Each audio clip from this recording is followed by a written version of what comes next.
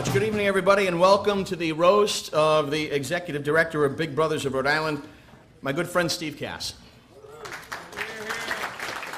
When the temp agency called me and asked me if I'd be interested in being tonight's roast master, I honestly jumped at the chance because, after all, as a child, and I mean a little child, I grew up listening to Steve on the radio. You know, while I accepted this, I said I'm just not going to go there. And I promised myself day after day that I would stay away from letting you know that Steve is so old that Salty Brine used to listen to him on snowy mornings to see if he had to go to school. I promised myself I just wouldn't go there. And I hope I've maintained the respect of my fellow members of tonight's dais by saying I wouldn't go to tell you that Steve is so old that the very first prize he gave away on radio was fire. In fact, before Marconi, Steve used to do a show door to door. And if you can remember, Steve, for the longest time, had been the watchdog of government wasteful spending. And all of a sudden, Steve winds up being Don Kachuri, the governor at the time, his communications director, which made Steve the first person I knew and worked with who actually bit and then sucked on the state's tit.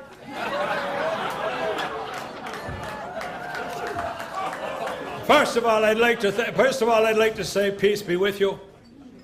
Peace be with you! Peace be... I apologize for not being in a good mood tonight. It's not my fault. I haven't had much sleep lately. See, I keep having this reoccurring nightmare.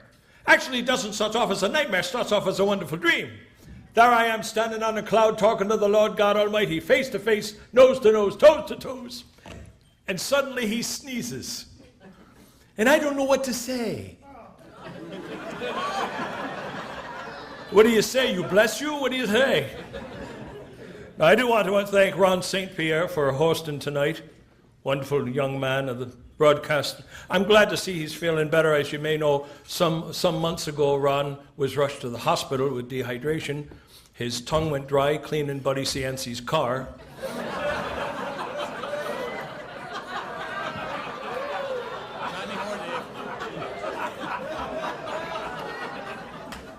Tonight we are going to honor Steve Kass, a Jew. But don't get me wrong, it's all right. My boss is a Jew. Jesus of Nazareth. Have you heard of him? Wonderful man, wonderful man. And of course, Deb? Yeah, in the shower I look Jewish. Thank you, Debbie. That was running. Now, I first met Stephen when he was just a young lad. Contrary to the old jokes you're hearing, he was just a young boy. I was actually assigned to a parish right near his home, and he used to play with the boys from our school, you know. And one night, must have been about 5 o'clock, he come to the rectory and knocked on the door, and I opened it, and I looked, and he couldn't have been more than 9 years old. He'd get there, and he says to me, "Father, I'd like to be an altar boy. Just like my other friends, I'd like to be an altar boy." And I looked at him, I thought to myself, Jesus, what an ugly kid.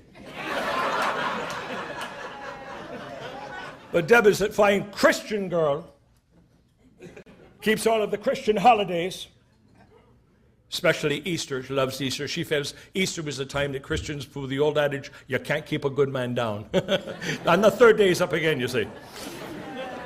And the 40 days before Easter, you're supposed to give up something you really like. One year, Deb gave up something Stephen really liked.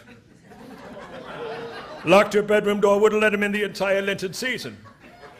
Then Easter Sunday morning, Deb hears on the bedroom door. She says, "I know what you're knocking for." He says, "Yes, but you don't know what I'm knocking with." God bless you. Thank you. Good night. So I've been buying and putting up Christmas trees, big, beautiful Christmas trees for decades, 4 casement windows wide.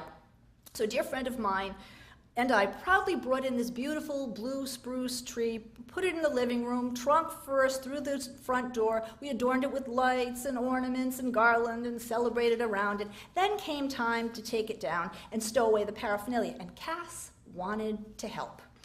However, he's convinced that we can't take it out the way I had been doing it for years and years. Next thing I know, Kass brings in a chainsaw. He yanks the cord, noise, blue smoke, gas billowing through the house. I just couldn't believe. He proceeds to cut the trunk down into firewood-sized pieces right there in the living room.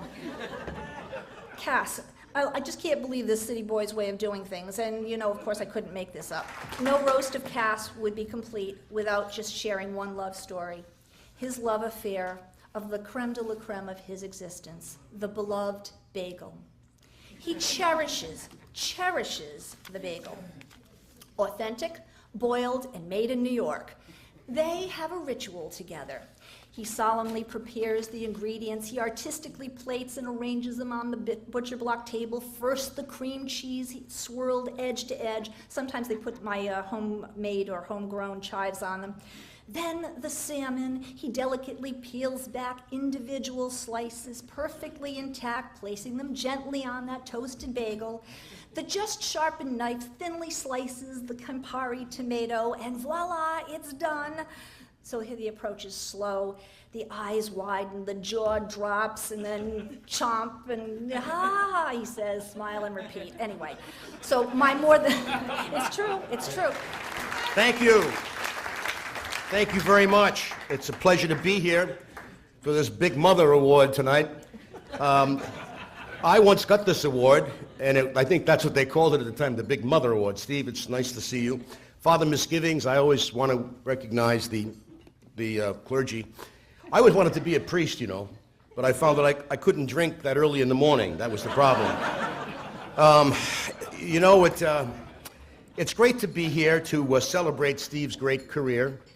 I was never more relieved when he was hired by Governor Couture to tell us we're all safe when we had hurricanes and snowstorms. And I'd have him on the show to give him a reason to exist, you know. And he'd come on and he'd say, make sure that you have water in the tub. Make sure that you have that you listen to get batteries for your radio. For that, they paid him $193,000, right? And that was only for the first 6 months.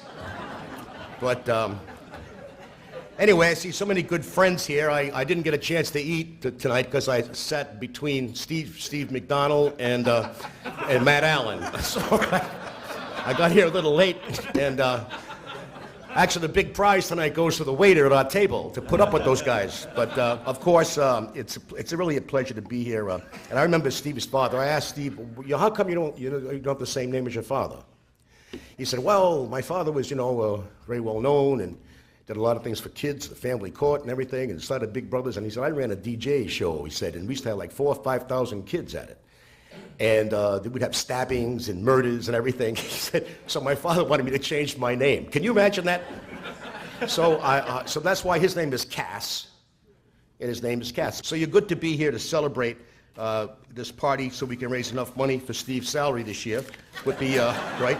Although I can tell you this, one of the shortest books in the world that I've read is Minorities I Have Seen. It's Steve Kass roast, right? But that doesn't mean that everyone doesn't love Steve Kass. We all do. Have a great evening and congratulations to you, Steve. Anyway, let's get to Steve Kass. You know, it's we can agree how tough it is to insult somebody, to pick on somebody, to roast on somebody who we care about, who we admire, who we respect so much. So this should be a breeze. And it's so great that his father started the Big Brothers of Rhode Island, also known to some people as the Get a Kid to Cut Your Lawn for Free program. But I was thrilled to be asked to do this, Steve, with these all-star roasters. I was thrilled. I don't know you that well. I called you up. He gave me the story of his life. I woke up and he's had a colorful life. Let me just go over a couple of facts. He was born the same year that the Hindenburg went down. which means there were 2 freakish disasters that year. He was born Steve Katz, then changed his name to Kass, as somebody mentioned, from Cats. I guess so radio listeners wouldn't think he was an Andrew Lloyd Webber musical. You were asked to cut, you cut an album, a record. Yes. And it was called, what was it called? You made a boo-boo. You made a boo-boo. A little story about Steve's decision to work for the state. That's true. And by the way, Steve is very generous, very generous. He tells me that all the proceeds from the sales of that record were actually donated to Meeting Street School. Meeting Street School, which used the funds to buy a box of number 2 pencils.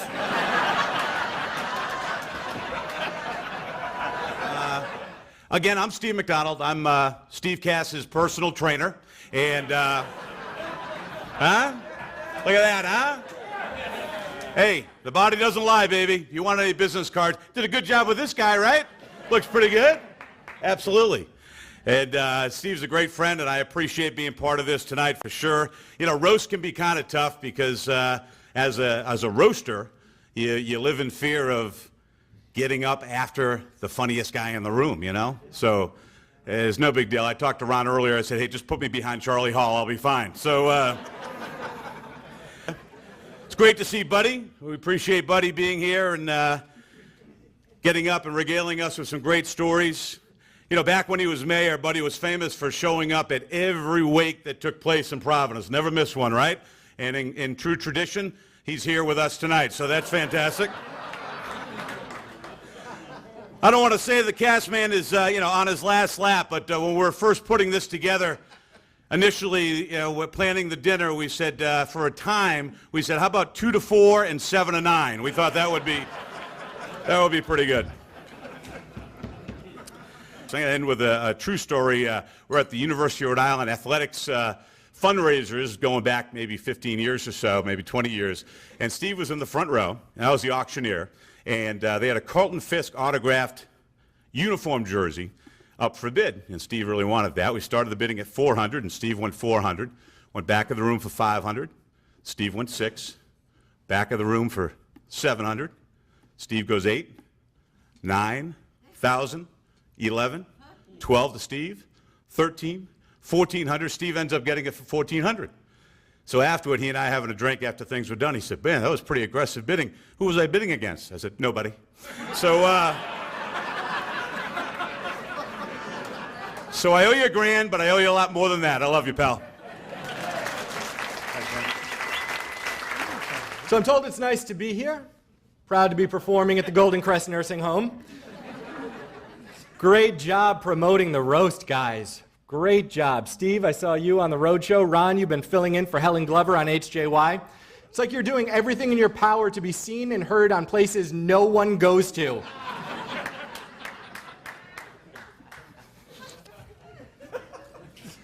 Oh, great promos for the roast. Who saw the promos on Facebook or on Channel 10? Anybody see the commercials that they did for the roast? There you go. Steve, thanks for dressing up. You looked like if a pile of laundry and a pile of carbohydrates had a baby.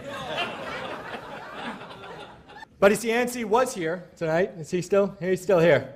One of the most famous men in Rhode Island. You know, Buddy Cianci is so famous when he goes to hotels and he doesn't want to cause a stir. He says, oh, I don't want anybody to know someone famous is here. When he reserves a room, he gives the name Matt Allen.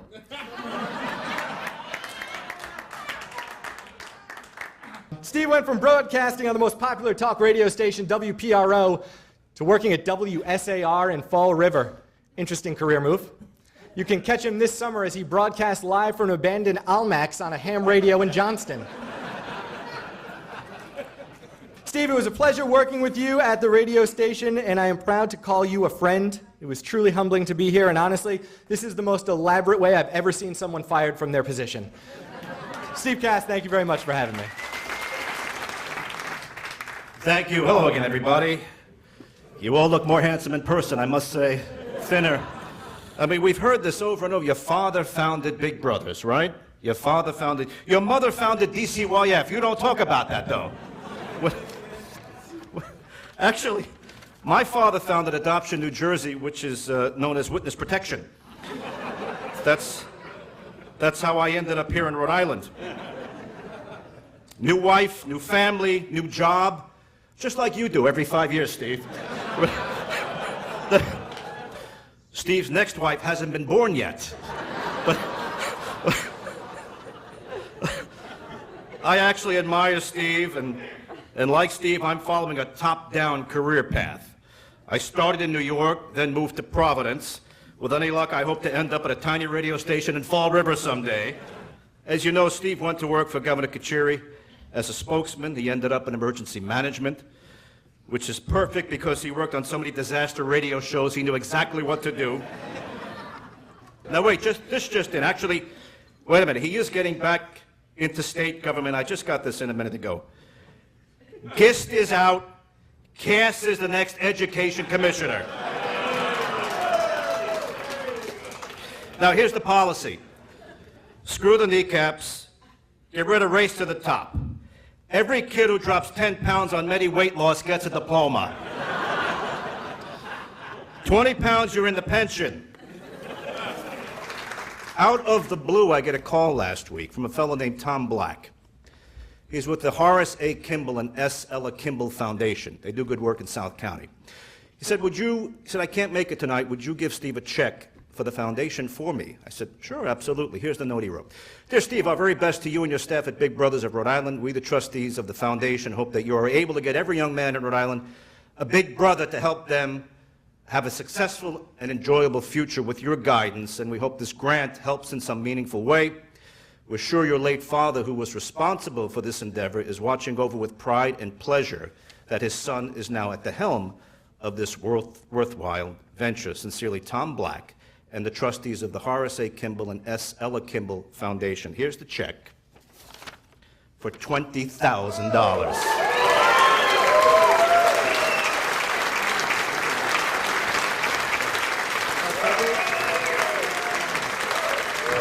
Congratulations, nice to see you.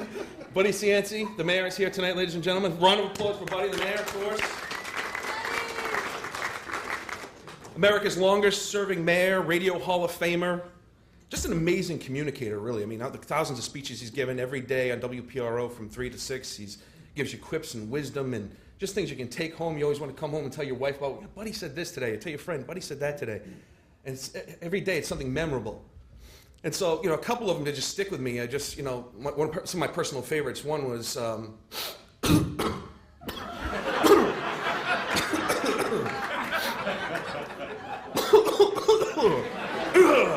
we on? When I first worked with Steve, he was actually a crusader for elephants. Loved elephants. Refused to have any commercials in his show that promoted Ringling Brothers. Had videos. You remember the website you set up to promote the videos to show what the circus did and the abuse and the bull hooks and everything else? I could never understand what it was that Kass loved about them. I could never understand why he would relate so much to very large, lumbering, slow-moving creatures that pretty much did nothing but sat around and eat all day. I never... Oh, all right. Having lived most of it, Kass really loves history. He used to tell me of a story when he actually toured around the South with his band. Right, Kassman? He used to have, you and like 70 black men driving around the South. And he told me, he's like, I had to live as a black man in Jim Crow, the deep South Jim Crow.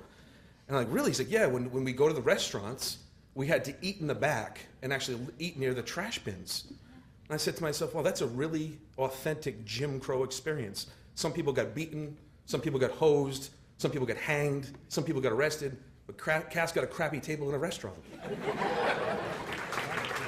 Stephen, let me thank you first of all for freeing me from Ringling Brothers. That was very nice. You son of a bitch. All right, let's recap the evening. We started with the priest roasting the Jew. Those of you who had starting up the Inquisition on your bucket list, you can cross that right off. Let's see, that was a lovely story you told, Deb, of how you guys met. Clearly, you do not understand the definition of the word stalker. Obviously, there is no Viagra in use at the Kass Moray's house. All we need is a good old bagel from New York. You're good for a week. That's nice. That's nice. I'm never going to be able to go to Bagel Boys again without getting a stiffy. You know what I'm saying? Thank you. Thank you. By the way, it's great to see the mayor here. I don't think I've ever seen anybody's upper lip sweat quite as much as yours did. Actually, he could get us through the next drought, folks. So tie into that. That's only one. Matt did way more. All right. So, by the way, some jokes Charlie Hall does for himself. Steve McDonald are here to tell you that this section of the stage is pretty freaking secure. I used to think Gene Valicenti was a pretty smart guy, but if you think that Rhode Island is a place to come to if you're in witness protection,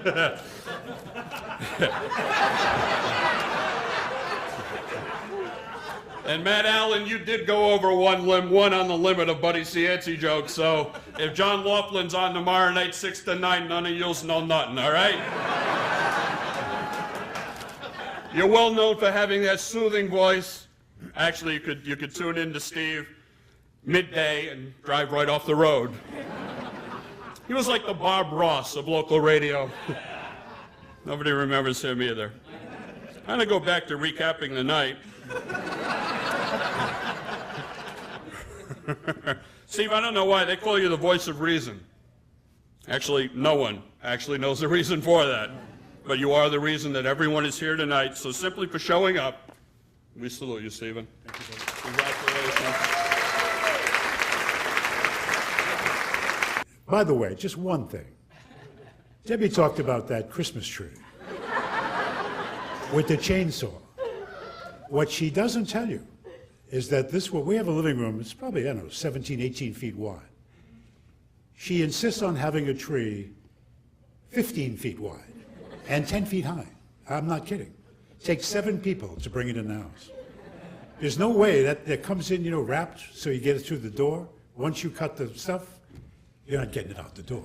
Not going to happen. That she didn't tell you. Chainsaw is a must. Thank you. I've discovered a young man who I think is going to be a real superstar comedian. So without further ado, we're going to subject you to his humor, and hopefully you'll find him very funny. Ladies and gentlemen, Billy Simons. Come on up, Billy. Thank you, everybody. First off, let's give it up for all the roasters here. Put your hands together for the roasters.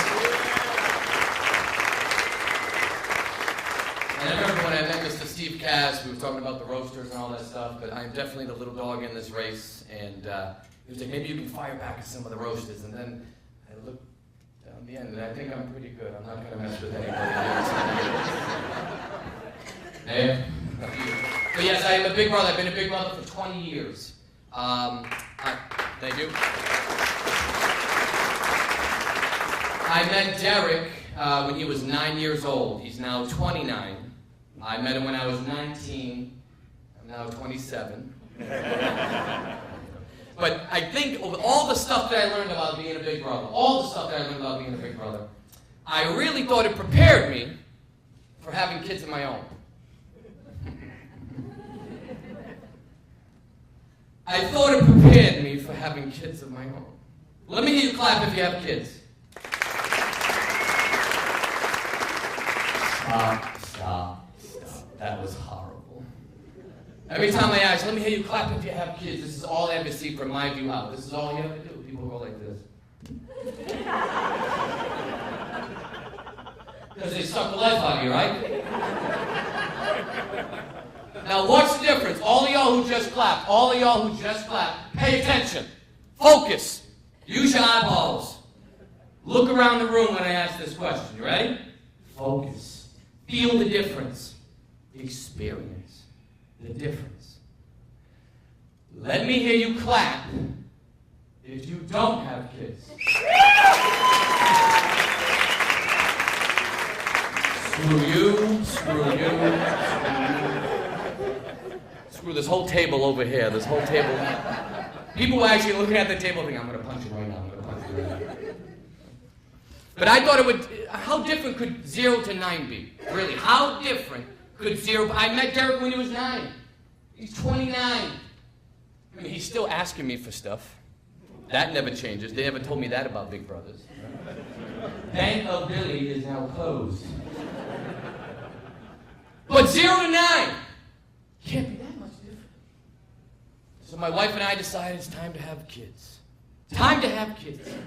And things change. Anybody in the room thinking about having kids? Any young couples? Let me hear you clap. Any young couples? Anybody? I heard one clap back here. One clap back here. You guys right here? All right. You're clapping. Listen, tonight is not comedy. It's not about CD Kass. Tonight is the intervention for you. I'm telling you right now, don't have kids. They change everything. Don't do it. I'll give you an example. It's everywhere. Everywhere you look, you can see it around you. Did you ever go to like the market? Did you ever see the difference in one aisle with young kids? Right? The parent is pushing the carriage. What are they doing? One aisle away, couples are just having a blast with no kids. We're going to have some dinner, some red wine, some music. Those days are over. Don't mess it up. Kids change everything. I used to be cool, calm, and collective. Now I got a parent voice. Every time the kids are doing something, it ain't good enough for me. Right? They're not generally being in a rush, and they're just walking out to the car like this. And that parent voice comes out, right? Let's go! Drinking their little juice boxes. Not fast enough. Finish it! I want it gone! They're not listening. You're just like your mother! Well, not really, on the inside. I ain't that crazy. Well, honestly, I'll end with this. I just wish someone would have been honest with me. Because here's what happens. From 0 to 9, you get kids in general. When my wife went out to dinner, and we went out with another couple that has kids, think about this moment. We were planning. We were so excited. We're going to start a family. It's about time. And our best friends, not people we hang with every now and then, best friends are sitting across the table from us. And we told them, this is it. We're going to start a family. Your best friends will lie right to your face. And we told them, it's time. We're going to do it. And they said, it's so beautiful. No, it ain't. It's a gift from God. Not my God. My God wouldn't do this to me.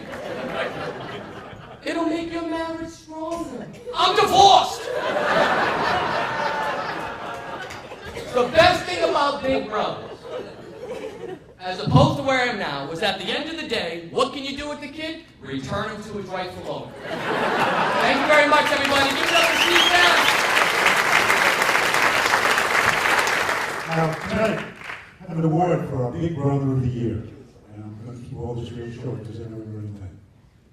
But we have one big brother who doesn't have one little brother, doesn't have two, doesn't have three, but he has 4 little brothers that he is taking over time. He's also on our board of directors, and the 2013 Big Brother of the Year award goes to Bill Anderson.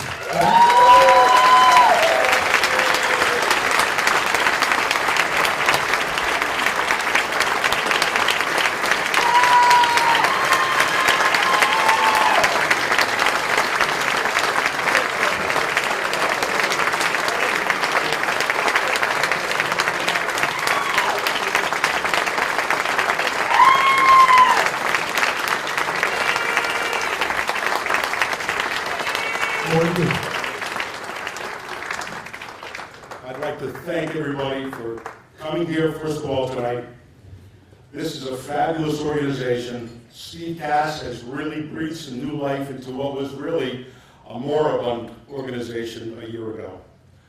What we've seen as far as a difference in the way that people are working to get these kids squared away is amazing. And every day, I thank God that I have my 3 or 4 little brothers. 3 of them I see all the time. The 4th one is 17 years old. And while there are success stories everywhere, my 17-year-old right now is away in rehab. So you know something, no matter what you do, and no matter how much time and effort you put into, you really never know what you're going to work out to. However, if we can get people to come in here and work with these kids, you'd be amazed at what it does for you, not for them. The kids love it, but you know something? Other than my 3 sons, 2 of whom are here tonight, this is the greatest time I've ever had in my life. And the last 4 years have been super, and I just want to thank everybody for allowing me to do this.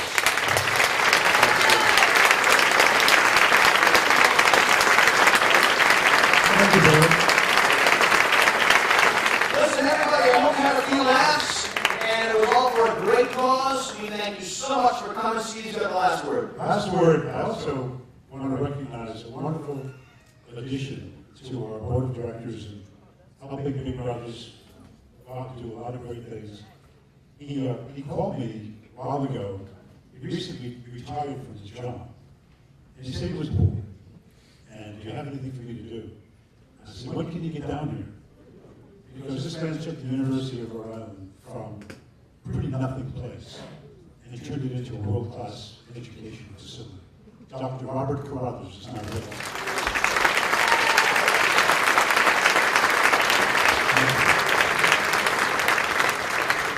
That's all I got. Thank you all for coming. We really appreciate it.